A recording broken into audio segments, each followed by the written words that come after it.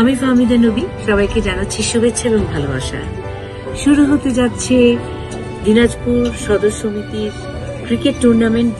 আমি আছি সাথে, আপনারাও আছেন তো?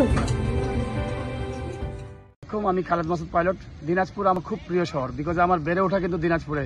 আগে অনেক রূপালী ট্রফি খেলেছি, চমৎকার টুর্নামেন্ট এবং অনেক এনভায়রনমেন্ট। দিনাজপুর ফ্যান্টাস্টিক মানুষ, ওখানে আমার অনেক প্রিয় বন্ধু বান্ধব আছে, ক্রিকেট খেলতাম একসাথে এবং অনেক মধুর সময় কেটেছে।